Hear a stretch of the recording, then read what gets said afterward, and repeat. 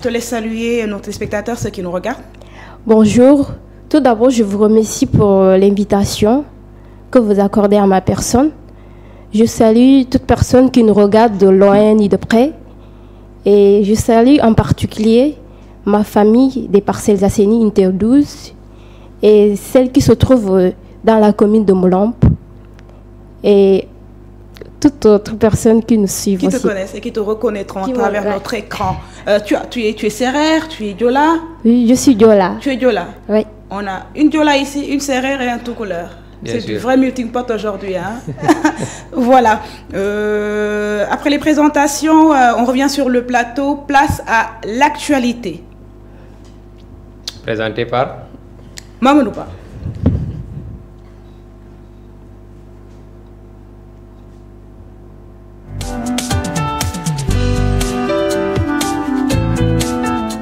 Mamadou Ba, les grandes lignes de l'actu. Merci Khadija. On va commencer par naturellement la revue de presse. Ouais.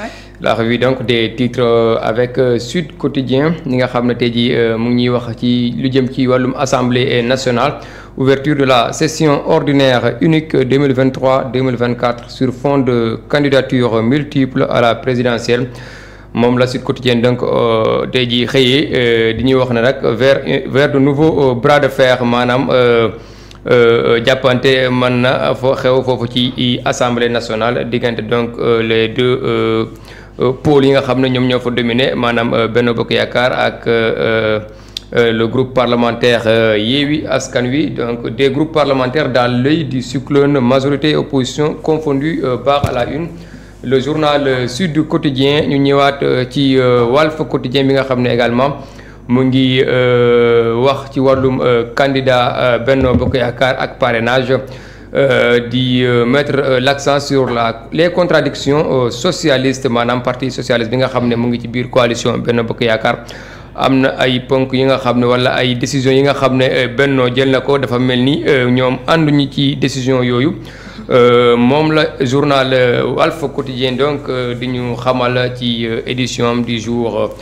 Libération également moom nga xam ne mooy journal spécialisé dans les révélations di ñëwaat un peu dans l'affaire Total Énergie surtout ci wàllum explosion bi nga xam ne amoon na fa la ci Derklé te mu am ay yu bëri ñu ci jonoon ñàkk seen bakkan voilà journal bi di ñu wax ne di bari donc à la une affaire scandaleuse nee na donc scandale la ko qualifié selon toujours Libération depuis le drame qui a fait à ce jour 8 morts à Derklé au moins 3 cas de fuite de gaz impliquant le lot 28 ont été enregistrés lot 28 mooy lot bi nga xam ne mooy gaz bi nga xam ne explosé na foofu ci Derklé ci lot boobu noonu la bokkoon te effectivement à part au-delà de cette explosion bi nga xam ne amoon na foofu ci Derklé gis nañu yeneen gaz yoo xam ne amoon nañu ay anomalies te ñoom ñëpp ci lot 28 bi lañu bokkoon donc moom la journal bi xëyee tey. L'autre découverte des services de commerce après la fuite de gaz intervenue encore à Derklé le 25 septembre. Enquête également di des ci wàllum politique di ñu wax ci wàllum composition du nouveau gouvernement Macky sous haute tension titre le journal à la une. Enquête également mu ngi xamal ne que président Macky Sall ce que veut Macky Sall et ce que souhaitent les proches d'Amadou Ba maanaam li nga xam ne moom la président Macky Sall bëgg ak li nga xamante ne également moom la jegeñaale Amadou Ba tamit di soxla ci wàllum remaniement gouvernemental bi nga xam ne moom ñu ngi koy xaarandi booba léegi depuis donc bu ñu destitué maanaam bu ñu voilà destitué gouvernement bi le vendredi dernier donc les deux hommes doivent jouer la carte de l'équilibre maanaam Amadou Ba ak président Macky Sall donc dañuy war a donc consulter wu mën a jouer la carte de l'équilibre pour la formation du nouveau gouvernement enjeu politique à ne pas minimiser maanaam gouvernement bi tamit dafa war a gouvernement nekk un gouvernement bi nga xam ne c'est pour travail mais également ñu ngi leen di xaarandi tamit ci terrain politique bi ndax bu ñu fàtte ne ñu ngi jëm ci élection te lu fii lekk quelques mois.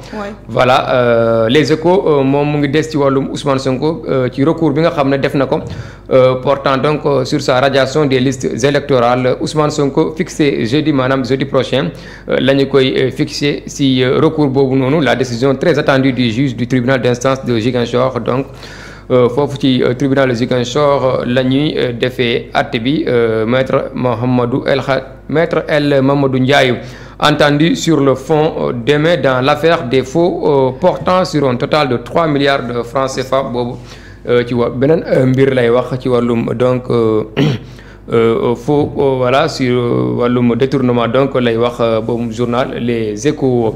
ñu ñëwaat ci tribune yéenekaay bi nga xam ne donc moom mu ngi xëyee également ci wàllum remaniement gouvernemental bi. Le gouvernement de campagne s'interroge donc le journal moom tamit comme enquête rek maanaam gouvernement bi dafa mel ni gouvernement politique lay doon maanaam bu sénégalais yi di xaar un gouvernement boo xam ne day ñëw nekkal leen ci seen i soxla mais day nekk gouvernement boo xam ne dafay waajal élection présidentielle yi donc c'est un gouvernement de campagne. À quoi peut-on s'attendre de nouvel attelage se demande le journal maanaam lan la ñu mën a xaarandi ci gouvernement bi nga xam ne moom la ñu nar a samp te du yàgg lool.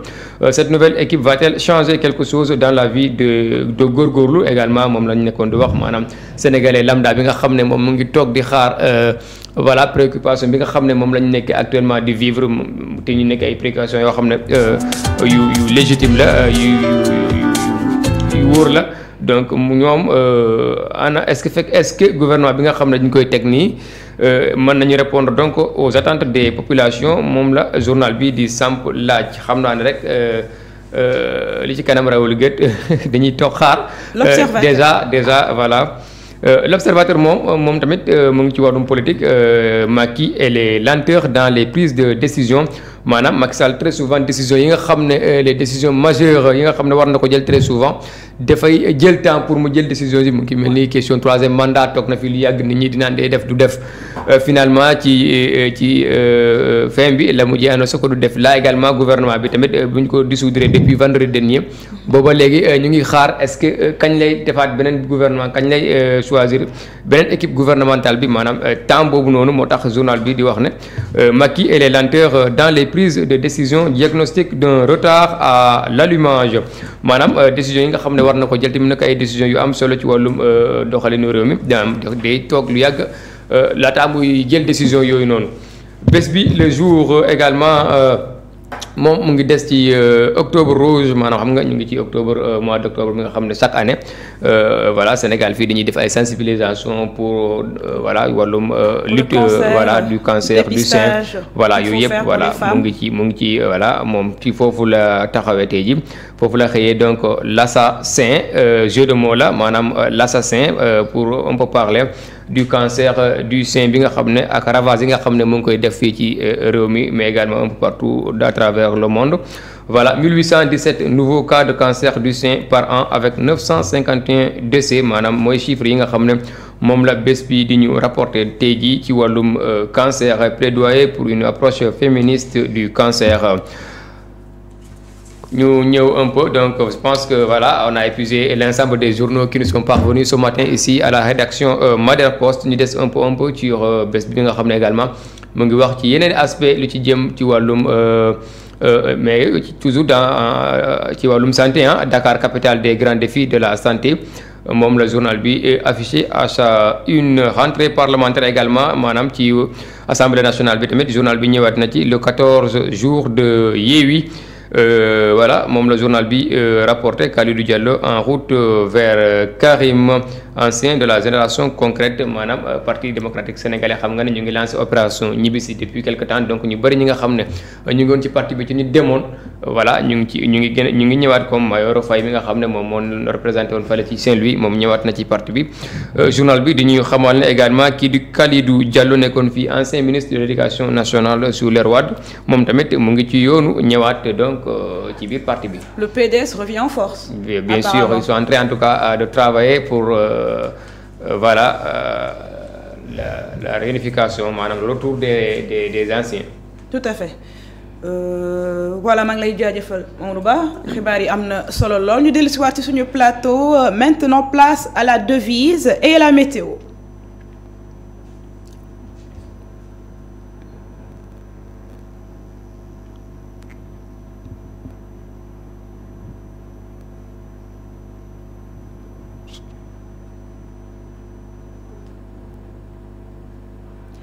Voilà, pour ceux qui souhaiteraient faire la monnaie de leur argent et pour ne pas se faire tromper, sachez que 1 euro sera l'équivalent de 655,957 francs à l'achat et 655,957 à la vente. C'est le même tarif. Pour le dollar US, le dollar américain sera évalué à 618,250 à l'achat et 625,250 à la vente. Le yen japonais à 4,145 à l'achat et 4,205 à la vente. Le livre sterling 755 à l'achat et 762 à la vente. Le franc suisse sera évalué à 678,250 à l'achat et 684,250 à la vente. Le dollar canadien 450 à l'achat et 457 à la vente. Le yen chinois 84,250 à l'achat et 86 à la vente. Dirham Émirats Arabes Unis 167,750 à l'achat et 170,750 à la vente. Pour la météo ce mardi 10 octobre, sur Dakar, on a 27 degrés le matin et 32 degrés le soir. À Touba, 25 degrés et 36 degrés le soir. À Thiès, 26 degrés, 33 degrés le soir. À Saint-Louis, 26 degrés, 36 degrés le soir. Kaolack se retrouve avec 25 et 35 le soir. Ziguinchor se retrouve avec 24 degrés le matin et 34 degrés le soir. Tambacounda, 24 degrés et 35 degrés le soir. On va à Kolda. Kolda se retrouve avec 24 degrés le matin et 33 le soir. Kaffrine, 25 degrés et 35 le soir. Sédhiou, 24 degrés et 33 le soir. Kédougou nous vient avec 24 degrés et 34 le soir. Matam, 27 et 40 degrés le soir. Avec un ciel très ensoleillé. Richard Toll se retrouve à 26 degrés et 38 degrés le soir. Joal Fadiout, 25 et puis passe à 35 pour le soir. Matam, 27 et 40 degrés le soir. Richard Toll, 26 et 38. Joal Fadiout, 25 et 35. Vélingara, 24 et 33 degrés. Koungheul, 25 et 35 le soir. Ndioum, 27 et 40 degrés le soir. Et Diawara, finalement, 26 et 38. Pour la marée basse et marée haute, pour ceux qui veulent aller à la mer, pour nos frères pêcheurs, la marée haute a eu aujourd'hui à 5h32. La marée basse sera programmée à 12h0 et la marée haute reviendra à 18h09. La marée basse en fin de soirée sera à 23h54. Voilà. C'était tout pour la météo. On revient sur le plateau avec notre rubrique Hello Gambia.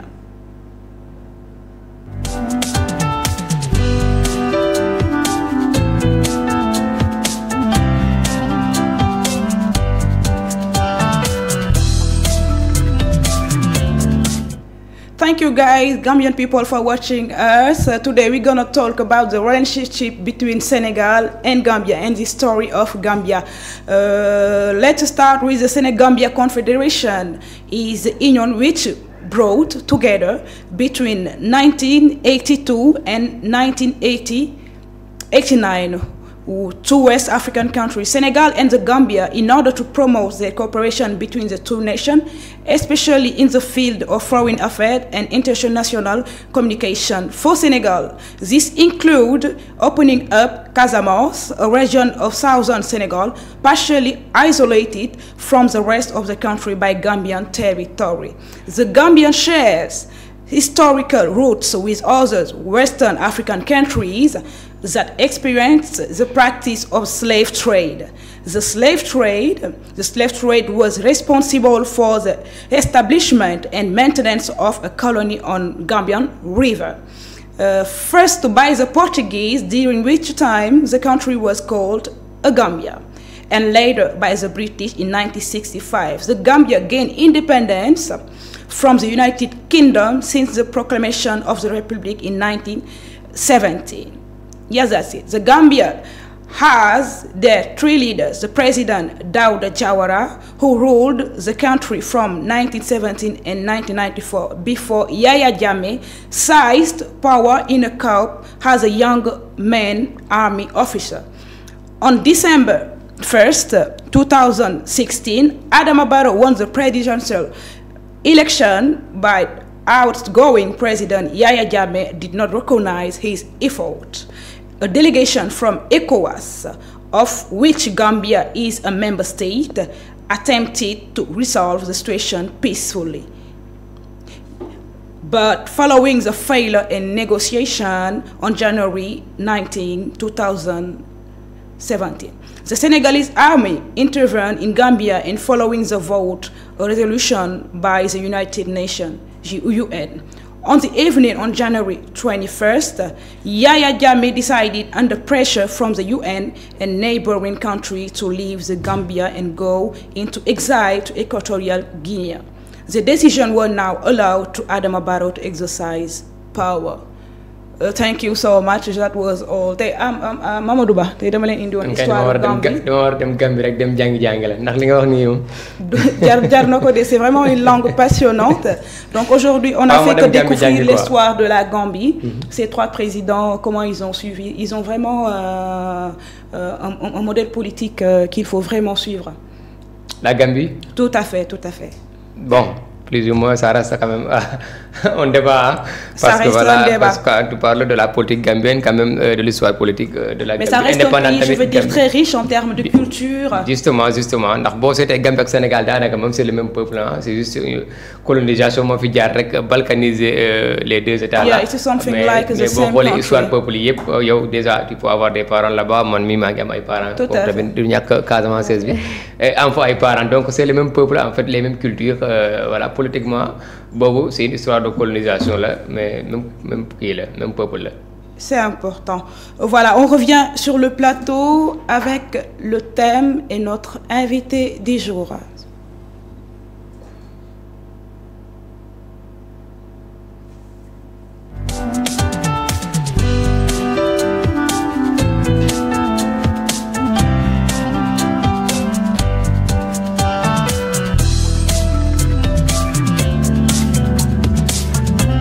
Téléspectateurs, on revient sur le plateau. Aujourd'hui, notre invitée se nomme Henriette Georgette Manga. Donc, elle a écrit ce recueil poétique qui se nomme Le miroir de la vie. Donc, il s'agit d'un recueil poétique donc, qui est composé de poèmes, plus de 53 poèmes, on va dire 59 poèmes. Henriette Georgette Manga. Oui. Voilà. Donc, est-ce que tu peux nous parler un peu de ton recueil ? Donc, mon recueil, comme vous l'avez si bien dit, il est intitulé Le miroir de la vie. Donc, c'est un recueil qui a touché tous les aspects de la vie. C'est pour cela que je l'ai intitulé Le miroir de la vie. Donc, parlant de miroir, donc c'est quelque chose qui reflète. Donc, le miroir, quand tu te mires, tu te vois dedans. Donc, le recueil, il est composé de plusieurs poèmes. Donc, je me dis que chaque personne, quand tu vas le lire, tu vas te sentir dedans. Donc, tu te mires, tu vas t'y voir, quoi. C'est ça. D'accord.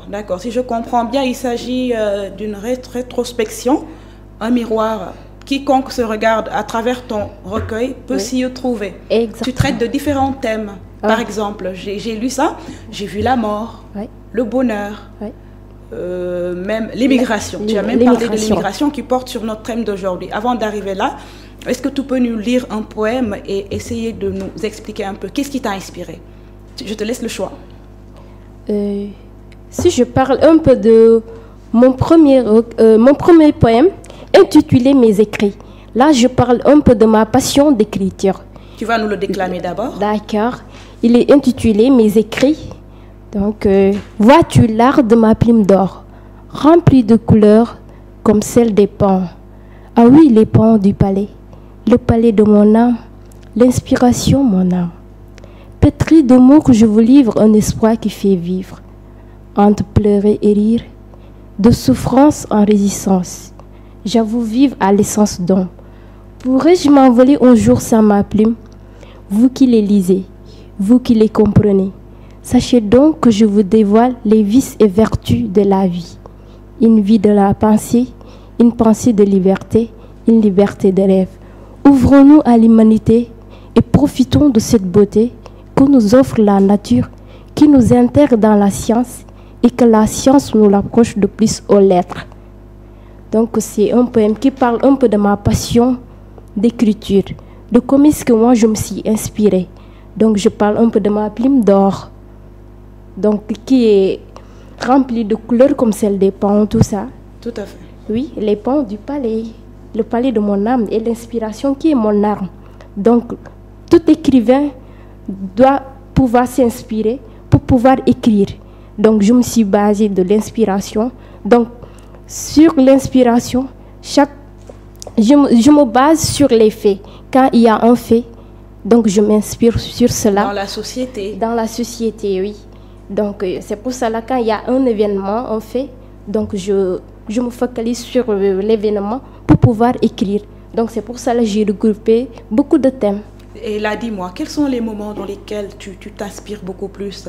Il y en a qui s'inspirent quand ils sont seuls, d'autres quand ils ont l'émotion, quand ils sont tristes, d'autres quand ils sont contents. Et toi, c'est quoi ta source d'inspiration? Parfois, quand je suis triste, j'écris. Quand je suis avec des gens, avec des discussions, quand ça m'intéresse, je prends mon bloc-notes, j'écris. Je me dis, bon, si ça m'intéresse ce qu'ils disent, bon, je vais écrire. Ou bien des débats comme ça, je tire pas mal de leçons, pas mal de thèmes à travers les débats pour pouvoir m'inspirer. Donc une inspiration qui vient de partout et de nulle part, on va dire. Exactement. Et là, ce qui m'a attiré à la préface de ton recueil, là, tu nous as laissé un message très important. La nature est précieuse, la terre est légère et refuge de l'homme, donc stop à la pollution. La nature est précieuse, la terre est refuge de l'homme, donc stop à la pollution. C'est très important. Merci. Donc c'est normal, la nature, elle est précieuse. Déjà, au niveau de la nature, nous écrivains, on s'y retrouve quand il y a les arbres, quand c'est beau, la verdure. Donc ça nous inspire. Aujourd'hui, si je me mettais dans une forêt, je vois les arbres, ça va m'inspirer. Déjà, la beauté, c'est quelque chose de précieux. Donc c'est pour cela on ne doit pas couper les arbres. Donc c'est pour cela que j'ai mis stop à la pollution. Donc on voit que maintenant, c'est vrai, il y a la nouvelle technologie, il y a l'industrialisation, tout ça. Donc nous, la machinisation, l'industrialisation, tout ça, ça contribue à la pollution de l'atmosphère. Exactement, c'est ça. Donc vraiment stop à la pollution. Oui. C'est très important. Mamadou Ba, Sonia invité bien, machallah. Vraiment bravo, hein, et en bravo. plus j'ai trouvé ma jumelle parce que j'aime bien écrire. J'ai pas lu donc l'ensemble du recueil, mais le poème qu'elle vient de nous lire. J'ai passé une semaine à lire ça et vraiment c'est formidable. C'est formidable, bravo à elle et bonne continuation, félicitations. Je pense que c'est impressionnant. Hein? Impressionnant à son âge déjà pouvoir faire ce recueil de poèmes là. Je pense que lu am solo la di ko ñaanal rek voilà yàlla gën kaa jàppale ci liggéey bi am na solo lool ndax boo seetee tey ji jeunesse bi li ci ëpp daanaka amuñu jot sax pour jël livre de lire ñëpp ngi ci réseaux sociaux yi di kirti moom exemplaire la maanaam y a quand même un exemple donc tout n'est pas ñëpp nekkuñu ci réseaux sociaux yi di def loo xam ne ndax su du noonu la moom mu ngi fi comme exemplaire di lire xam na lecture mooy lépp ndax lecture moom ku dul lire moom daanaka moom doo mën a bindi c'est la base de l'écriture c'est la lecture d'abord. Donc il y a des jeunes qui sont là quand même engagés yoo xam ne ñu ngi fii mën a voilà contribuer donc voilà ci jeunesse bi mais également contribuer ci recherche littérature bi nga xam ne moom la ñu am. Je pense que loolu c'est à encourager surtout un jeune de son âge voilà loolu ñu koy encourager bu baax ci liggéey bi. Elle en a écrit énormément 35 poèmes pour un recueil. Pour certains recueils tu peux te retrouver avec 15 poèmes. Justement li ma gën a tamit marqué ci recueil bi mooy que elle traite des sujets yoo xam ne wala des thèmes yoo xam ne dafa nekk lu actuel maanaam elle s'inspire de la société, elle s'inspire de l'actualité bi nga xam ne moom la ñuy dund actuellement pour rek bind ci ay poèmes yoo xam ne immortalisé donc yi nga xam ne moom la ñu nekk di dund actuellement pour que suba wala des générations futures bu ñu ñëwee tamit bu ñu ko jàngee xam ne lii c'est vrai non seulement dañuy mën a divertir ndax poésie moom littérature moom ça sert aussi quelque part à ça divertissement la mais tamit man ci jàngaale ndax lu muy bindi actualité la lu muy bindi histoire la boo xoolee mu ngi wax ci wàllum pollution loolu xam nga tey jii àdduna bi yëpp moom la ñuy waxtaanee maanaam le réchauffement climatique dafa nekk des thèmes yoo xam ne thèmes yu actuel la foo dem moom la ñuy waxtaanee Sénégal sax bokk na ci pays yoo xam ne tey jii ñu ngi sóobu ci nu tudd ça l'économie verte bu moom la ñuy wax actuellement donc ça montre que elle est dans le bain, elle parle de l'actualité et mon titre bi ça colle très bien et je trouve ça super. Miroir de la vie maanaam c'est le reflet donc de la vie boo waxee miroir rek wax reflet et te ko wax reflet mooy déjà yow lu ngay dund actuellement maanaam li nga nekkee actuellement boo seetee ci seetu rek miroir maanaam moom ngay gisaat donc moom ci ay poésie maanaam boo ci seetee benn coup d'œil rek maanaam man nga dafa mel ni def tu jettes un regard sur le fonctionnement de la société mais également ci àdduna bi ni muy doxee loolu c'est je pense que lu am solo la ñu ngi ko ñaanal rek bon courage et bonne continuation. Et on va même continuer là-dessus hein. Elle a déclamé un poème qui s'intitule Valeurs à la page 22. On va le faire en même temps. D'accord. Valeurs. 22 non. Il y a même un poème qui parle de l'immigration. Après on va aller vers là. Et puis essayer de rattacher par rapport à notre thème du jour, c'est très important. Je pense que c'est notre thème du jour, non? Ouais. Attention. L'immigration irrégulière. Quelle lecture faites-vous de ces vagues? Sur l'immigration. Sur l'immigration. Oui, s'il te plaît. Donc, je peux dire un poème parlant de l'immigration. Donc, le poème, il est intitulé l'immigration. Donc, c'est un sujet d'actualité. On voit pas mal de jeunes aujourd'hui qui s'intéressent à aller à l'étranger pour se voir réussir. Mais c'est normal, notre pays. C'est vrai que c'est pas bon d'aller dans les pirogues, tout ça. Et ils n'ont pas de moyens, tout cela. Donc, ça leur permet d'aller dans l'ailleurs pour se voir réussir. Donc c'est pour cela que j'ai pensé à cela. Des gens qui meurent dans les pirogues. Donc eux, ils veulent coûte que coûte aller à l'étranger pour se voir réussir parce que tout simplement on est pauvre. Ils n'ont pas de moyens. Voilà, mën na wax ci wolof tamit pêcheurs yi tamit maanaam wala gars yi di dem dugg ci géej bi jeunesse bi wala gën kaa comprendre tamit message bi ndax ñu bari ñoom xam ne loolu la ci jublu wala yow sa olof bàyyi la nga liiral ñu ko nga liir ko en français un peu en wolof explication tamit dañ ci baax di gën a comprendre. Jadis Sénégal, pays de la Teranga, Sénégal une terre béâtre où nos ancêtres vivaient dans la félicité et s'étaler au développement. Aujourd'hui, ce Sénégal abrite une fourmi d'intello, rêvant de se trouver dans l'ailleurs. Sur une route épineuse, des jeunes soucieux marchant dans l'obscurité, soit dans les entrailles de la mer ou dans les pirogues, tanguant, voguant sur les eaux, dans l'ombre et l'hier, des jeunes qui s'en vont, peu importe ce qu'ils trouveront. Peu importe ce qu'ils trouveront, ils s'en vont pour se voir réussir. Donc c'est un poème dont tu sais que c'est vrai qu'avant, on voyait nos intellectuels, nos ancêtres qui s'intéressaient au développement. Donc si on se base sur Cheikh Anta Diop, il y a pas mal de nos ancêtres. D'exemplaires voilà, dont tu sais qui incarnaient un peu ce nationalisme-là. Voilà, les gens avaient tendance à rester même Dieu que parce que d'habitude c'est des gens qui ont étudié en France mais qui sont revenus pour servir. Oui, voilà, okay. Et qui avaient ce nationalisme, ce patriotisme national-là. Mais voilà, je pense que actuellement, une licence inversement, et à travers ton poème, à travers son poème, je sens une certaine envie d'inviter les jeunes à revenir sur la méthode des ancêtres. Oui. À vouloir développer leur localité par les moyens de la localité et ainsi fait. Exactement. Donc si je me focalise sur le Cheikh Anta Diop, même si il y a de nos ancêtres qui sont allés à l'étranger pour étudier, mais ils sont revenus. Mais nous, nos jeunes, c'est vrai, ils sont soucieux. On a des intellos ici, mais ils rêvent d'aller à l'étranger parce que quoi, nous sommes pauvres. Pour se voir réussir. Mais on voit des jeunes dont ils savent que quand ils partent, ils ne reviennent pas. Donc ils disent que oui, c'est là-bas, c'est meilleur. Mais pourquoi ne pas réussir et revenir pour investir dans notre pays? Comme ça, on sera développé, on n'aura pas l'envie d'aller à l'étranger.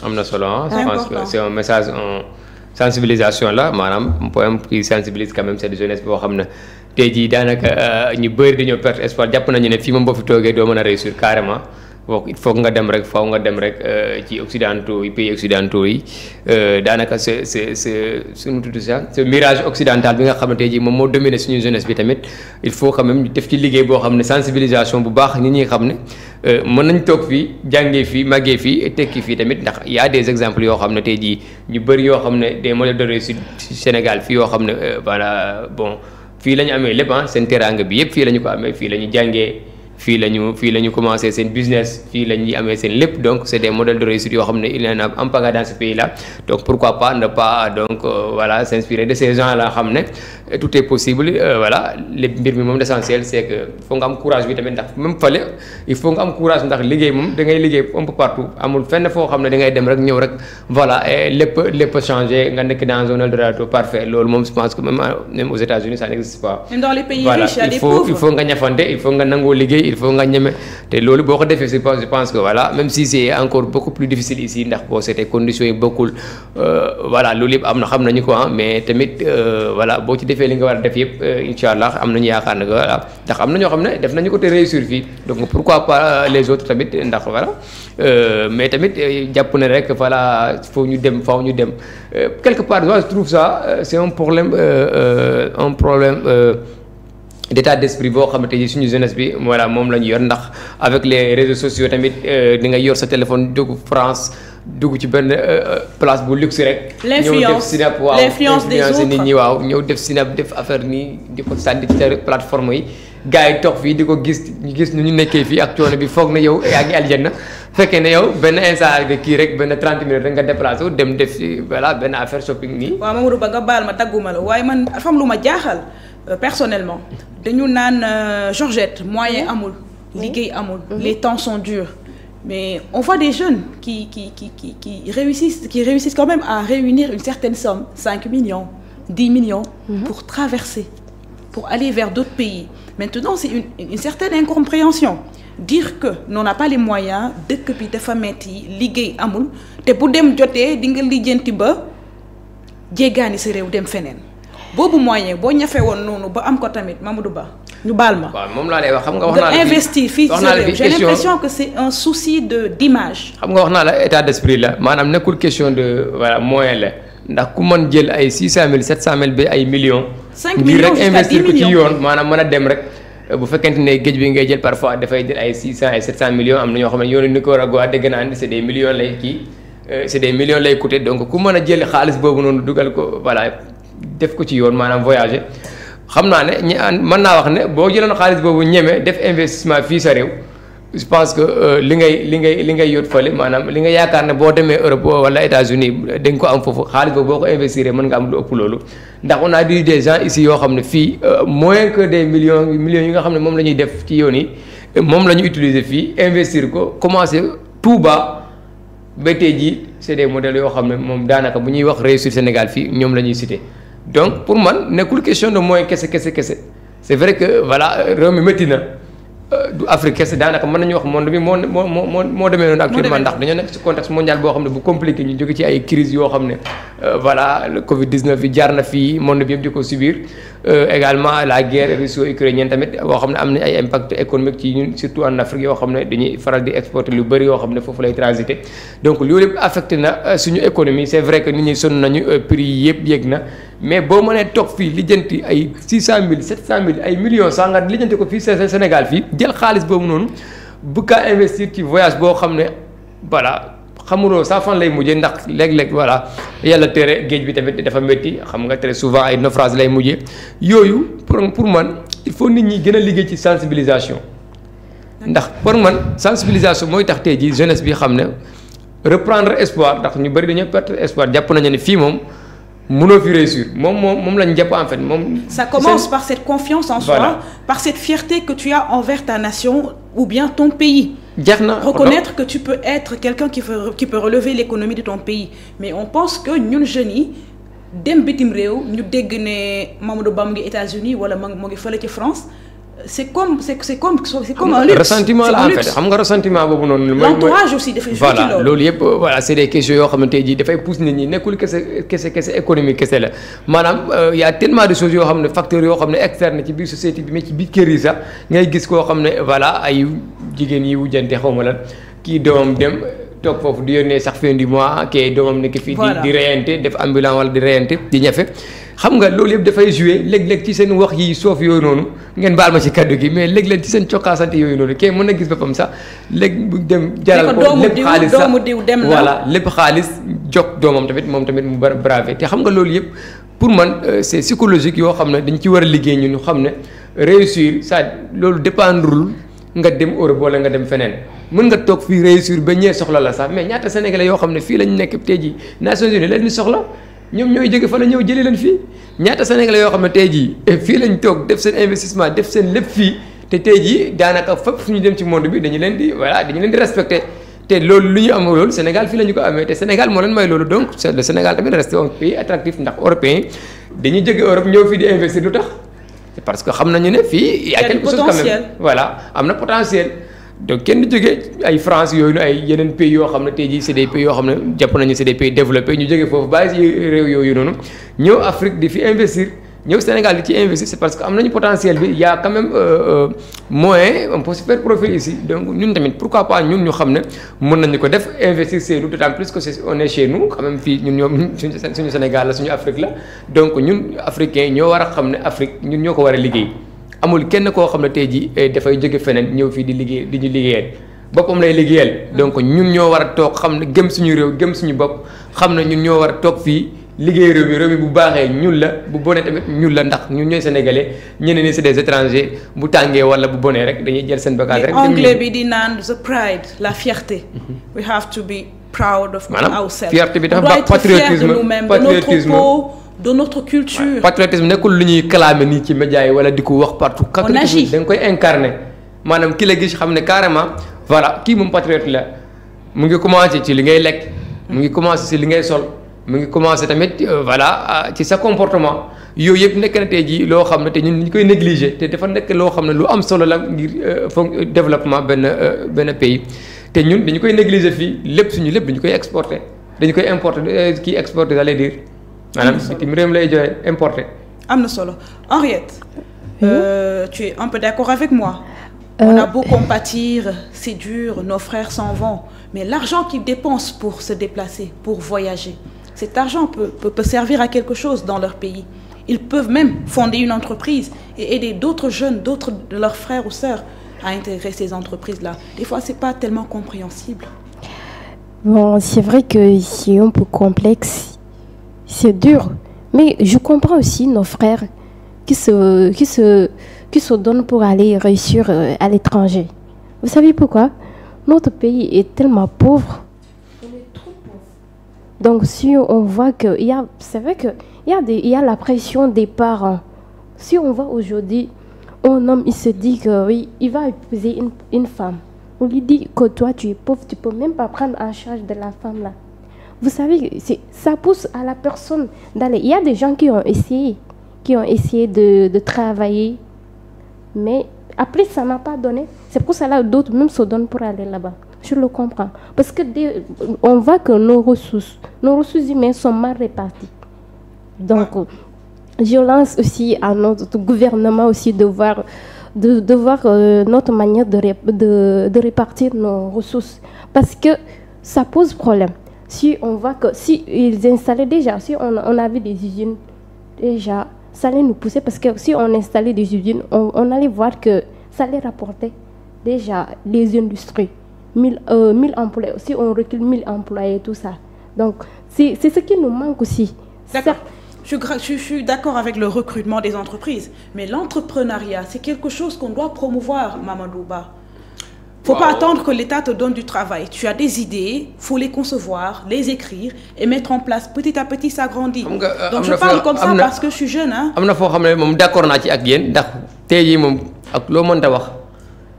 boo toogee nga ne réew mi neex na rek c'est que xamuloo li xew ci dëkk bi. nit ñi sonn nañ trop te loolu mu ngi fii c'est des faits yoo xam ne sénégalais ñu ngi ciy teg seen bët. man ñi may wax mooy ñi jël ay millions. di ko investir ci voyage. man ñooñu laay wax ñi nga xam ne am nañu foofu laay ñëw xam nga yéen ay jigéen ngeen da ngeen di dugg ci marché bi xam ngeen njëg yu fa nekk donc tout est cher transport bi cher na lépp a cher na daanaka prix yëpp yëg loolu c'est des constat boo xam ne sénégalais bépp sénégalais mu ngi koy def ci dund bi nga xam ne moom la nekk courant bi ak temps yi nu mu chéré nii yooyu yëpp c'est des faits yoo xam ne ñu ngi fii mais loolu warul expliquer pour man tey jii ay nit jël risque bi nga xam ne mooy jël ay millions wala des voilà une somme boo xam ne une somme considérable boo xam ne mënoon na la servir fii boo ko utiliser woon bu baax nga jël xaalis boobu noonu bëgg rek daw coono wala bëgg parce que fii baaxut fii nekkul dugg songu géej boo xam ne tey jii léeg-léeg xamoo saa yoon bi risque la gars yi lu ci bëri xamuñu saa yoon bi géej am ñoo xam ne xamuñu yoon bi. dañuy ñëw rek nii di dugg très souvent da ngay gis kii du ñu sori saa ñu jàpp leen. et j'ai suivi un reportage le gars dit il a perdu 10 millions et qui s'est fait rapatrier. Imagine 10 millions il a dépensé 10 millions et malgré ça il est revenu au pays. Une double perte. C'est incroyable. C'est une double perte quand même. Double perte. Tu recommences 10 millions quand même je pense que beaucoup utilisé à bon escient fii moom je pense que au moins mën nga employer quelques jeunes mais pare def ton propre business. Maintenant tout dépend tamit ci conditions yi nga xam ne état bi ndax investissement tamit dafa laaj un climat boo xam ne wala benn. des mesures d'accompagnement. des mesures yoo xam ne yu wër la maanaam stabilité am ay conditions yoo xam ne état bi dafa leen di permettre yoo xam ne mettre en place un système boo xam ne dafay approprier dafay permettre encourager nit ñi tamit ñu ñeme investir ndax dafa nekk loo xam ne risque la jël sa xaalis def ci dara di toog xaar liggéey bi dox bu doxee voilà nga am bénéfice mais bu doxul tamit da ngay perte. donc il faudrait tamit état bi mën a jàppale ñi nga xamante ne ñoom ñoo bëgg a investir defal leen ay conditions yoo xam ne dafa leen di permettre ñoom tamit ñu gën a ñeme li ñuy def di gën a ñeme jël seen xaalis di ko investir je pense que côté boobu lañ état bi war a def effort mais ci wàllum migration irrégulière bi je pense que y a pas quand même un motif boo xam ne tey jii pour man motif boo xam ne war na mën a tax tey jii nit ñi di braver la mer parce que y a un moyen qui est là un moyen légal de migration boo xam ne voilà même si tamit boobu dafa compliqué ci ñu bëri ndax il faut nga am visa yooyu yëpp dafa nekk loo xam ne dafa compliqué trop mais jeunesse bi ñoo war a xam ne tey jii réew mi avenir am mu ngi ci loxo jeunesse bi te jeunesse bi yëpp bu demee mooy que abandonné nañ suñu réew kan moo koy teewaat qui va rester si tout le monde veut partir toute la jeunesse va aller en Europe maintenant qui va rester ici. personne suñu maam yi ñooy toog fii après bu ñu demee ñan ñooy des. personne n'y aura pas de donc on sera comme ces pays qui sont en carence. voilà réew mi ñun ñoo ko war a liggéeyal suñu bopp nañu toog alors que l'Afrique le Sénégal a été longtemps reconnu en matière de sa productivité. nañu toog xeexal suñu bopp xam ne fii voilà bu baaxee ñun la te lépp ñu dépendre si ñun te on a les capacités de redresser ça c'est vrai que c'est compliqué mais on a quand même nos cartes en main à nous de jouer. wax nga waxu état ne mesure d'accompagnement je suis pas trop politique mais état bi teg na ay moyens yoo xam ne de financement pour les jeunes dama koy dégg. waaw état yàgg na fi def ay structures yoo xam ne depuis voilà nguur Abdoulaye Wade. maintenant c'est quoi le problème. voilà bon le problème c'est que très souvent mooy suivi bi du ci am solo maanaam état dafay ñëw rek samp ay structures yoo xam ne pour financer et d'abord premier problème bu njëkk am mooy que financement bi dafay nekk un financement clientéliste maanaam très souvent waxuñu dans la plupart des cas mais dafay am loo xam ne très souvent moom lañ ciy wax mooy que boo bokkul ci seen mouvance wala ci seen parti politique wala ci yooyu noonu. doo mën a gaaw a bénéficier wu ci loolu ndax am na ñoo xam ne mën nañu bind seen projet yu am solo bind ko dem teg ANPS wala dem defi déposer ko fale ci DER mais dañuy toog sans retour à côté nga gis ñoo xam ne daanaka sans projet yu dëgër sax daan wala parfois même benn sa leader politique wala homme politique wala sa mentor politique moo lay bindil projet bi ñëw nga dem déposer ko quelques semaines rek mu amaat suivi mu am ñu jox la nga dem xaalis bi doo ko utiliser ndax mënoo liggéey amoo compétence yi na nga koy buffe rek mu jeexaat. après gars yi di ko arranger seen diggante parce que c'est des militants yoo xam ne voilà ñoom ñoo bokk lépp donc côté boobu pour man bu fekkente ne état bi teg na ay structures yoo pour accompagner jeunesse bi surtout également les femmes également financer leen ci seen investissement yi pour man li ëpp solo mooy suivi bi maanaam nga xam ne diw de voilà mu ngi si lii ak lii lay yëngatu il faut ñu jàppale ko tamit ci wàllum suivi xool. jàppale ko pour investissement bi nga xam ne def na ko ci mu mën ci génne ndax il ne s'agit pas seulement d'investir mais investir pour nga génne ci liggéey bi dox nga am bénéfice mën a rembourser xaalis bi ñu la jox mais tamit nga mën a demal sa bopp loolay njëriñ bi mais il ne s'agit pas quand même nga jël ay milliards di ko distribuer ay nit ñu dem def seen affaire doo xam ne amul réflexion amul liggéey en amont dañ koy samp rek quelques mois rek affaire bi normé lu daanu voilà nga dem soit ñu jàppale yóbbu la kaso bi wala nga war naraat fayaat xaalis bi je pense que loolu c'est des pertes donc bu fekkente ne état bi pare na pour accompagner dafa leen di accompagner de bout en bout maanaam nekkul kese jox la financement rek taxaw yëm foofu bàyyi la ak sa xaalis mais da lay jox financement tëpp mbir mi xool di la contrôle di def suivi xam étape bi fan nga toll actuellement 3 mois après est-ce que liggéey bi baax na bu fekkente ne yoon bi nga xam ne moom nga nekk di jël baaxut ñu orienté sa affaire sa vision ngir rek mbir mi mën a taxaw nga mën a réussir loolu la dans objectif final bi mooy nit ki mën a réussir mën a ba pare demal boppam employé ay nit en retour ñoom tamit mën a demal seen bopp noonu la mais il s'agit pas seulement quand même de financer pour nit ñi wax ne waaye l'État a dépensé nangam milliards 4000 milliards wala 200 000 milliards pour financer les jeunes wala les femmes c'est pas seulement ça. donc li nga wax ni dina mën a limiter vague d'immigration yi am voilà l'attente bi mooy objectif bi mooy que ñi ngay financer ñu mën a réussir ba mën a demal seen bopp ñoom tamit mën a employer ay nit embaucher ay nit ñoom tamit mën a ñëw jaar foofu nu liggéey réussir loolu mooy objectif bi mais du nekkul kese di financer pour financer loolu pour mën a yàq xaalis la loolu yàq xaalis la suivi bi la aussi aux demandeurs de financement faut que ñuy teg ay projets yoo xam ne tamit c'est raisonnable loolu laa lay wax c'est à encourager loolu laa lay wax nga xam ne lii moom bu ma ko financer parce que ñu ngi financer il y a des gens qui reçoivent leur financement et qui font du bon travail dans ce pays bien sûr donc yaakaar naa communication bi moo des faut qu'on communique davantage comment il faut pour avoir accès à ces tamit financements là def le suivi de des dossiers voilà des dossiers suivis te loolu pour man nekkul kese ci wàllum financement bi mais dans ce pays là suivi bi ça reste le véritable problème boo xam ne moom la ñuy am très souvent décision yi ñuy jël yëpp da ngay toog sax ba benn instant da ngay fàttali ne sax jëloon nañ décision bi tellement que dañ kaa jël nii rek signé après mu jàll quoi ku nekk toppatoo sa li ngay toppatoo mais loolu moom rangé nañu ko fële quoi. waaw pour man suivi bi dafa am solo lool. waaw dara moom voilà boo engagé wu ci dara da nga ciy topp ba mu jeex bu baaxee nga xam ne baax na nga nekk ci bu fekkee ne tamit doxut nga réorienté ko en cours de chemin wala nga bàyyi dem jëlee yoonu beneen yoon. mais tamit mais doo def rek nga toog nii di seetaan nii. am na solo rangé ko dans les tiroirs. yaakaar naa thème la boo xam ne sujet boo xam ne bañ ci doon wax fii ba suba du jeex mais waxtu bi def ñu xaw a tënk dama lay bàyyi nga tàggatoo ak ñi ñi seetaan. C'est toujours un plaisir de la remercier di remercier sama mbokk Haalpulaar yi tamit kii mu ngi remercier sama jaam ndax émission bi moom ñun ñoo ko moom émission bi Nombaɗon la tudd il faut me rappeler que Nombaɗon voilà Nombaɗon à toute la communauté Haalpulaar du Sénégal de l'Afrique également mais tamit Nombaɗon à tous les Sénégalais yi nga xam ne tey jii voilà ñoom ñëpp war nañu mën a xam luy Nombaɗon ndax mais émission bi nga xam ne voilà la matinale boo xam ne Madiar TV moom la may tous les jours du lundi au jeudi à partir de 9h voilà da ngeen di am Nombaɗon avec Khadija mais également avec seen tukulóor Mamadou Ba mi nga xam ne tamit man maay représenté communauté bi fii. ndax Khadija moom ku ko bàyyi waaw xam nga séeréer moom ku ko bàyyi ak yëfu tukulóor moom da koy yàq ak joolaa tamit donc il faudrait quand même. moo am benn visie boo xam ne mooy nekk fii di veiller ci ni ngeen di prononcer suñu mots yi ndax.